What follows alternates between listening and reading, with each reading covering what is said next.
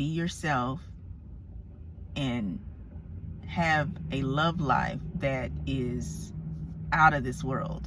And I do mean out of this world because I believe that love is very organic and it's also spiritual. It's just not a physical existence. It's beyond this world. Love is very spiritual. Relationships are very spiritual, and we need relationships. We need more same-sex attracted relationships in marriages.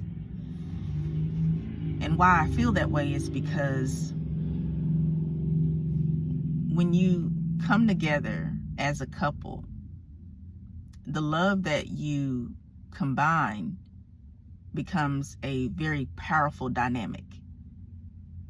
The energy you exude actually influences the world around you.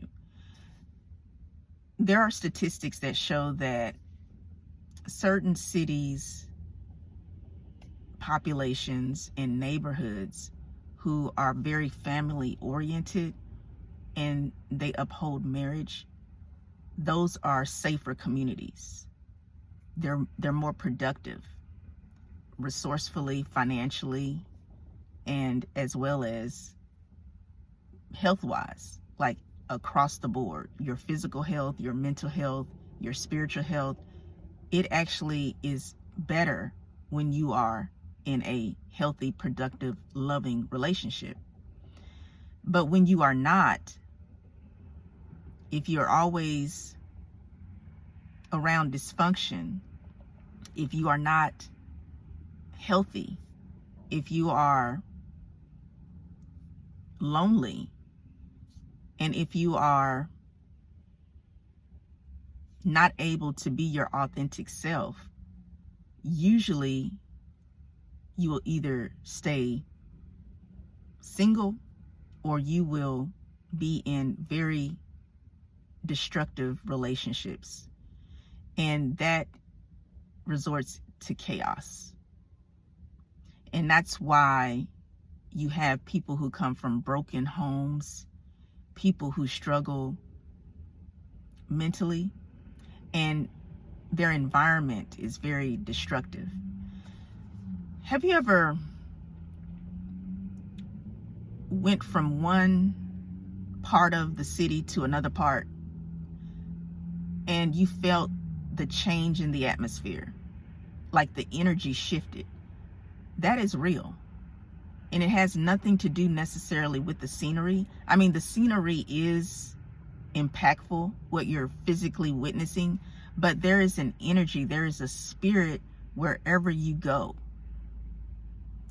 And that is because whatever spirit is flowing in the environment that you're in, that's coming from spiritual sources, whether it's human or it's actual spiritual entities. Because we live in a world that is not just physical. We are spiritual beings. And what you are experiencing is very real. And it actually influences everyone and everything around you. And that's why it's so important that you start with self-love, that you work on yourself, because it is really not beneficial to go into a relationship with another human being when you do not have self-love and when you do not have self-awareness, because you are just connecting with another human being who is not operating in their truth, and they're not operating in self-improvement. So those two people coming together, they do create a power dynamic, but it's very toxic and it's explosive. It will not release good energy, but very toxic energy. And that's why I support and uphold having a relationship with yourself. Be in love with yourself. And when you are in love with yourself, then you can really truly love another person. When you are struggling with approaching a woman, sometimes this comes from the way you perceive yourself, but also the way you perceive how other people view you.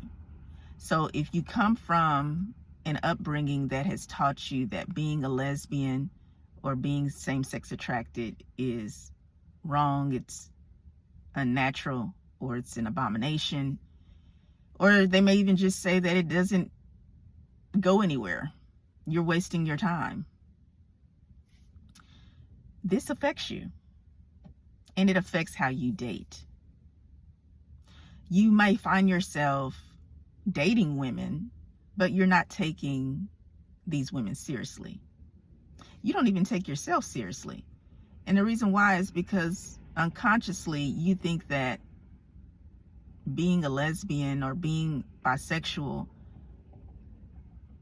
is not going to turn out for your best, and your relationships are not going to be successful. And this is because you've been programmed to think that way. So